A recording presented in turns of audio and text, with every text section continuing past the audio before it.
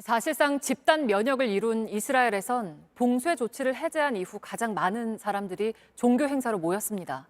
10만 명 정도가 모인 걸로 추정이 되는데 적어도 44명이 떠밀려서 숨졌습니다.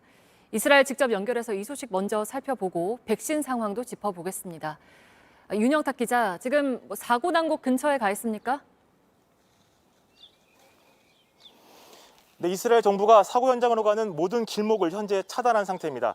같은 종교 행사가 오늘까지 이어져 있었기 때문에 추가 피해를 막기 위한 조치인데요. 따라서 저희 취재팀도 현장에 갈 수는 없었습니다. 제가 서 있는 이곳 예루살렘에서 북쪽으로 약 250km 정도 떨어진 곳에 메론이라는 지역에서 사고가 났습니다. 저희 취재 결과 현재 현장은 대부분 정리된 걸로 파악됐습니다. 네, 그러면 사고가 어떻게 난 겁니까? 네, 이곳 예루살렘에서도 오늘 새벽까지 크고 작은 축제가 곳곳에서 이어졌습니다. 이번 축제의 특징이 크고 작은 모닥불을 피워놓고 주변에 둘러서 춤을 추고 노래를 하는 건데요. 지금 보시는 것처럼 공터 곳곳에 이렇게 크게 탄 흔적을 볼 수 있습니다. 당국이 한번 치웠는데도 불구하고 아직까지 매캐한 냄새가 나고요. 또 연기가 나는 모습도 볼 수 있습니다. 이번 사고가 어떻게 났고 또 당시 상황은 어땠는지는 김혜미 기자의 리포트로 보시겠습니다.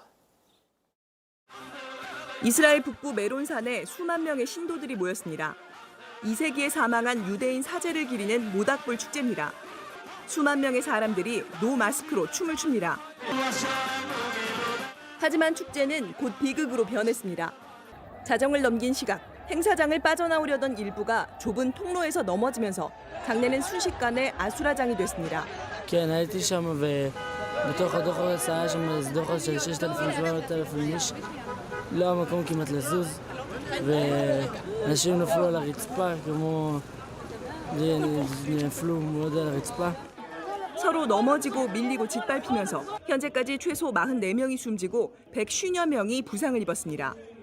사망자들의 시체가 여기저기 늘어서 있습니다. 경찰이 현장을 통제했지만 공포를 느낀 참가자들은 통로를 뚫고 빠져나왔습니다. 이스라엘 당국은 행사에 10,000명만 참가할 수 있도록 허가한 것으로 알려졌습니다. 하지만 참석자는 최소 수만에서 10만 명에 달했다는 현지 언론 보도도 나왔습니다. JTBC 김혜미입니다. 네, 알겠습니다. 이번에는 코로나 상황도 짚어보겠습니다. 집단 면역도 달성이 됐고 마스크도 쓰지 않는다고 하는데 완전히 일상으로 돌아갔다고 볼 수가 있습니까? 네, 이스라엘 방역 당국은 실내에서 마스크를 벗는 조치를 했음에도 불구하고 코로나19 확진자 숫자가 그렇게 늘지 않았다면서 방역 조치를 추가로 완화하는 방안을 검토 중입니다. 현재 이스라엘은 학교나 호텔 또 실내 체육시설 등을 제외하면 그린 패스 없이도 일상생활을 하는데 크게 어려움이 없는 상태입니다. 저희 취재팀이 학교와 호텔 또 실내 체육시설 등을 돌아봤는데요. 저희 취재팀은 백신 접종을 하지 않았기 때문에 실내 시설 이용할 수 없었습니다. 이용할 수 없는 것도 불구하고 또 입구에서 안으로 들어가는 것조차 허용되지 않았습니다. 취재팀이 PCR 검사, 즉 코로나19 검사에서 음성을 받았다고 알리기까지 했는데 소용이 없었습니다. 통제할 수 있는 곳은 풀어주고 또 위험도가 높은 시설은 더 철저하게 통제를 하는 겁니다. 네, 그리고 또 이스라엘의 백신 접종률이 60%대에서 머물러 있다고 하는데 현지 전문가들은 이걸 어떻게 보고 있습니까? 네, 이스라엘 정부의 코로나19 자문위원장을 맡고 있는 랜디 벨리커 벤구리온 대학교 교수와 저희 취재팀이 인터뷰를 했습니다. 그는 접종 대상자 중에 아직 백신을 맞지 않는 사람이 90만 명에 달한다고 말했습니다.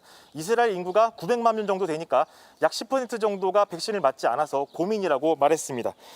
집단 면역을 형성하기 위해선 반드시 이 사람들이 접종을 해야 되기 때문에 여러 경로를 통해서 또 여러 방법을 통해서 설득 작업을 이어가고 있다고 밝혔습니다. 네, 잘 들었습니다. 이스라엘에서 윤영탁 기자가 전해드렸습니다.